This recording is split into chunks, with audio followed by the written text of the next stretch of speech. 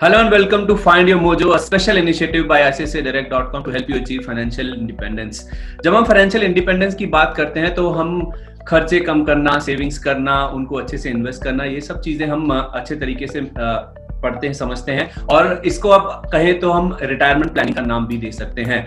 आज हम बात करेंगे रिटायरमेंट प्लानिंग की, लेकिन उसमें एक अहम जो एज ग्रुप है वह मिडिल इनकम जो सैलरीड क्लास होती है उनकी हम बातचीत करेंगे, जिनको कामकाज करते हुए या जॉब करते हुए या बिजनेस करते हुए 2 से 5 साल की अवधि हो चुकी है और वो 50-60 हजार रुपए के आसपास की इनकम ऑलरेडी जनरेट करते हैं। हमारे साथ इस पर बातचीत करने के लिए, गाइड करने के लिए ऑप्टिमा मनी मैनेजर्स के founder and CEO mister Pankaj Matwar हमारे साथ मौजूद है, सर्टिफाइड फाइनेंशियल प्लानर है। Good to have you on the show sir, very warm welcome sir. एक मिडिल इनकम जो ग्रुप सैलरीड क्लास जो होती है, जो कि 2 से 5 साल जिनको हो चुके होते हैं काम करते हुए, उनके पास इनकम ठीक ठाक होने लगती है, लेकिन उनके जो खर्चे हैं वो भी कहीं ना कहीं अपने आप में पहले से ही प्लान होना शुरू हो जाते हैं। तो सबसे पहला सवाल मेरा यही है, एक थंब रूल, एक सबसे बड़ी बात जो उनको आप कहना चाहेंगे मिडिल ग्रुप वालों को जो अपनी रिटायरमेंट की प्लानिंग कर रहे हैं, एक सबसे बड़ा थंब रूल उनके साथ क्या शेयर करना चाहेंगे? बिल्कुल, देखिए आपने सही कहा। इस वक्त पर ये होता है कि देखिए 5-7 साल हो गए हैं जॉब करते हुए, तो शादी होने का भी टाइम हो जाता है, शादी होती है, फैमिली एक्सपेंशन होता है, घर लेना होता है, तो इस तरह से बहुत सारी चीजें ऐसी लगती हैं कि पहले इनके बारे में सोचा जाए। तो थंब रूल यही है कि अगेन आपका रिटायरमेंट भी कभी ना कभी तो आने वाला है। आप उसके लिए, या हम कहें कि फाइनेंशियल फ्रीडम के लिए, कि एक ऐसा वक्त जब आपके पास सेकंड इनकम जनरेट होने का सोर्स हो जाए, तो आपकी सेकंड इनकम जनरेट करने के लिए आपको प्लानिंग करनी चाहिए। आपको अपने प्रेजेंट के साथ साथ फ्यूचर के लिए भी पैसा बचाना और ये तय कर लेना कि कितने वक्त में वो फाइनेंशियल फ्रीडम अचीव हो पाएगा, वो बहुत जरूरी है। सर, आपने कहा कि इस समय ऐसा होता है कि आपके खर्चे काफी बड़े होने लगते हैं, आपके बड़े बड़े इवेंट्स आपके जीवन में आना शुरू हो जाते हैं, तो सेव करना काफी मुश्किल होता है इस एज ग्रुप की जहां तक बात है, इस क्लास की जहां तक बात है। तो फिर सेविंग्स के जो एवेन्यूज है वो कैसे क्रिएट किए जाने चाहिए, इस पर अगर आप थोड़ा फोकस करें तो। बिल्कुल, यहाँ पर क्योंकि घर की जिम्मेदारियां होती हैं, बहुत सारे खर्चे होते हैं, ईएमआई का बर्डन भी यहाँ पर स्टार्ट होने लगता है। अगर मैं बात करूं कि घर लेना है, कार लेनी है, तो सबसे इम्पोर्टेंट है हाउस होल्ड बजट बनाना। देखिए, जब तक बजट बनाएंगे नहीं तब तक ऐसे ही लगता है कि जितनी भी इनकम है कम पड़ रही है। हमेशा लोगों को कहते हुए सुना है कि यार जितनी सैलरी आती है वो तो खर्च हो जाती है। तो आप अपना घर का बजट बनाइए। जब बजट बनाएंगे तो आपको मालूम चलेगा इनमें से कितने ऐसे खर्च हैं जिनको थोड़ा कम किया जा सकता है। देखिए, घर का रेंट देना है, ये ईएमआई भरनी है, या बच्चों की स्कूल फीस है, ऐसी चीजें हैं कि उसको आप कम नहीं कर सकते, लेकिन कुछ चीजें ऐसी निकलेंगी जिन पर आप कंट्रोल कर सकते हैं। तो आपको अपना हाउस होल्ड बजट, आपको मतलब बहुत इंपॉर्टेंट है कि हाउस होल्ड बजट जरूर बनाएं और उसके हिसाब से आपने जो सेविंग्स हैं, आपके जो फ्यूचर के गोल्स हैं, उनके लिए भी कितना पैसा बचाना है उसको भी अपने बजट का पार्ट बनाएं कि इतना पैसा जैसे मैं खर्च कर रहा हूँ, साथ में इतना पैसा मुझे उन चीजों के लिए बचाना ही है। सर, ठीक है, मैंने समझ लिया कि मुझे मेरा बजट बना के चलना है, मेरे खर्चे मुझे समझने हैं, कर्टेल करना है, उनको खर्चों को कम करना है, सेविंग्स करना है। कितनी सेविंग्स मैं करूं अगर मैं इस एज ग्रुप में हूं, इस इनकम ग्रुप में हूं, तो आइडियली जो मैं रिटायरमेंट प्लानिंग या तो फिर जो फाइनेंशियल इंडिपेंडेंस का मेरा जो गोल है वो अचीव हो सकता है। बिल्कुल, देखिए यहाँ तक मुझे लगता है कि काफी मैच्योरिटी आ जाती है, समझ आ जाता है कि अब कितने साल में मुझे रिटायर होना है, और अगर शादी हो गई मालूम है कि साथ में थोड़ा सपोर्ट है फैमिली का या नहीं है, मतलब स्पाउस क्या कर रहे हैं वो भी थोड़ा मालूम हो जाता है। तो इन सब बातों को ध्यान में रखते हुए आप पहले तय कर लें कि कितने वक्त में आप फाइनेंशियली फ्री हो जाएंगे, फ्रीडम अचीव कर लेंगे। यानी कि फिर आप सोच सकते हैं कि पूरी तरह से रिटायरमेंट ना सही, बट मैं कुछ ऐसा कर सकता हूँ अपने शौक के तौर पर, और मेरी पैसिव इनकम भी उस वक्त तक शुरू हो चुकी होगी। तो अगर आप ले लें कि मुझे 55 इयर्स में, 50 इयर्स में रिटायर होना है, तो कैलकुलेशन करना आसान हो जाता है कि अगर जल्दी शुरुआत करेंगे तो पॉसिबल है 50-55, अदरवाइज तो 65-70 इयर्स तक भी लोगों को काम करते हुए देखा गया है। तो अगर आप ये तय कर लें कि मुझे अगले 20 साल में, 25 साल में इतना पैसा इकट्ठा करना है, तो आज के एक्सपेंस को ध्यान में रखते हुए और इन्फ्लेशन को कंसिडर करते हुए आप कैलकुलेशन कर सकते हैं। तो यहाँ पर कुछ भी आपको ऐसा नहीं है कि एक मैं बताऊं कि 30-40%, आप आसानी से कैलकुलेट कर सकते हैं कि कितने पैसे आपको इन्वेस्ट करने चाहिए, सेव करने चाहिए।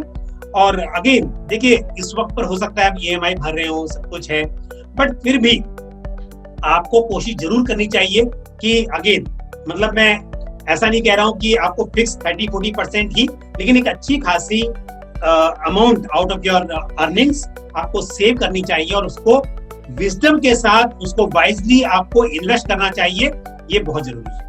अच्छा, जब आप कह रहे हैं कि वाइजली इन्वेस्ट करना चाहिए, मतलब अच्छे तरीके से आपको अपनी जो सेविंग्स तो आपने कर ली, अपने खर्चे भी कम कर लिए, लेकिन वो जो पैसा आपके पास बच रहा है, जो सेविंग बच रही है, उसको इन्वेस्ट कैसे करना है? जब आप कह रहे हैं वाइजली इन्वेस्ट करना चाहिए, उसके ऊपर थोड़ा और आप इलैबोरेट कीजिए।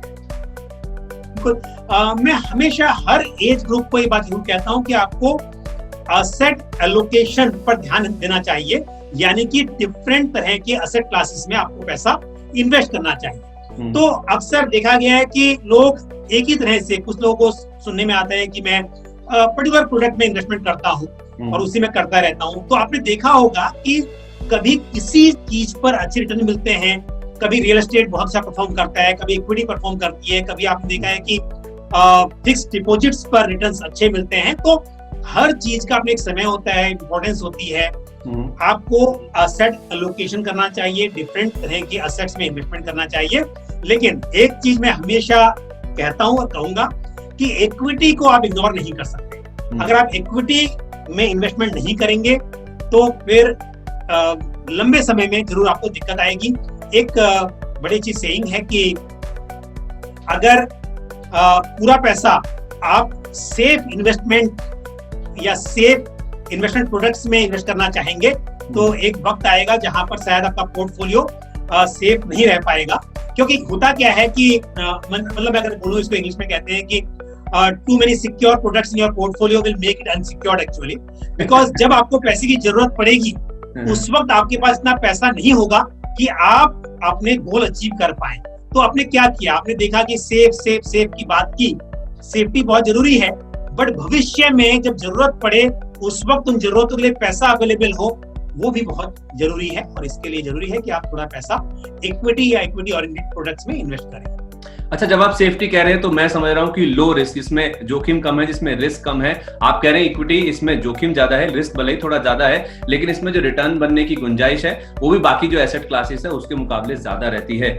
एक चीज और मैं आपसे जानना चाह रहा हूँ सर कि क्या ये इन्वेस्टमेंट जब मैं जॉब कर रहा हूँ, काम कर रहा हूँ, बिजनेस कर रहा हूँ, तब तक ही सीमित है, या ये रिटायरमेंट के बाद भी ये जो इन्वेस्टमेंट्स हैं, ये जो सेविंग्स मैंने करी हुई हैं, इनका जो इन्वेस्टमेंट्स है उसको अच्छे से मैनेज करना रिटायरमेंट के बाद भी जारी रहता है?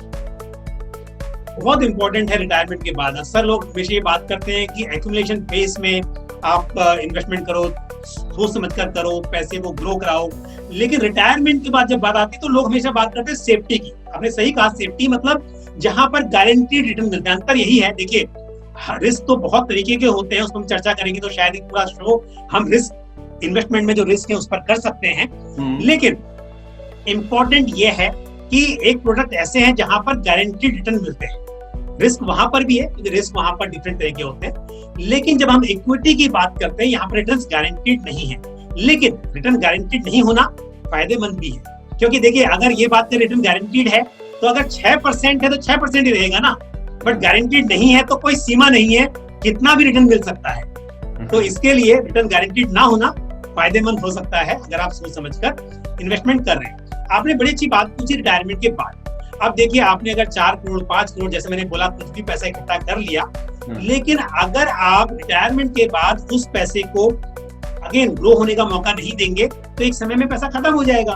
तो इसके लिए वहां भी जरूरी है कि जो पैसा है वो इन्फ्लेशन को बीट कर सके। लेकिन ये जरूरी है, जब आप यंग होते हैं तो आपके पास रिस्क लेने की ताकत ज्यादा होती है, समय ज्यादा होता है। अगर कुछ थोड़ा बहुत आपको नुकसान भी हुआ तो हमने देखा लंबे वक्त में नुकसान की भरपाई की जा सकती है। फिर आपके पास इनकम के सोर्स भी होते हैं। रिटायरमेंट के बाद आपके पास क्योंकि समय नहीं होता है कि पैसे को ग्रो कराया जाए, आपके पास जो पैसा है उसको आपको यूज करना है, तो उस वक्त पर आपका पोर्टफोलियो ऐसा हो जहां पर फिक्स रिटर्न देने वाले जो इंस्ट्रूमेंट्स हैं वो ज्यादा हो, लेकिन थोड़ा बहुत पैसा इस तरह के चीजों में, इक्विटी ओरिएंटेड म्यूचुअल फंड्स में या अच्छे इक्विटी शेयर्स में थोड़ा बहुत एक्सपोजर होना बहुत जरूरी है, ताकि आप अपने पैसे को लंबे समय तक चला सके। नहीं तो ऐसा होता है कि कुछ समय के बाद पैसा खत्म हो जाएगा। एक बात मैं थोड़ी सी और इम्पोर्टेंट कहना चाहूंगा कि अगर आप ये सोचते हैं कि 60 साल की उम्र में आपको 1 लाख रुपया मिल रहा है और आप उससे काम चला लेंगे, तो 5 साल के बाद वो 1 लाख से काम नहीं चलेगा, क्योंकि आगे महंगाई बढ़ जाएगी। इसके लिए जरूरी है कि वहां पर भी इन्वेस्टमेंट सोच समझकर की जानी चाहिए। ओके, तो जो आज जो हमने सीखा, जो सिल्वर लाइनिंग है वो यही है कि अपने खर्चे कम कीजिए, सेविंग्स कीजिए, सेविंग्स को अच्छे तरीके से इन्वेस्ट कीजिए। और अगर आप अपने करियर के शुरुआती दौर में हैं, 4-5 साल ही आपको काम करते हुए हैं, तो आप जो equity as a asset class है उसमें भी निवेश करिए। वहां पे भले ही आपको जोखिम ज्यादा होता है, लेकिन रिटर्न मिलने की जो गुंजाइश है वो ज्यादा रहती है, और आपको रिटायरमेंट के बाद भी अपनी सेविंग्स को मैनेज करना है। पंकज जी, बहुत बहुत धन्यवाद आज हमारे साथ जुड़ने के लिए और ये सारी महत्वपूर्ण इन्फॉर्मेशन आज हमारे साथ शेयर करने के लिए। Thank you for watching. Investment से रिलेटेड आपकी कोई भी क्वेरीज हो, please log in to ICICIdirect.com। Thank you.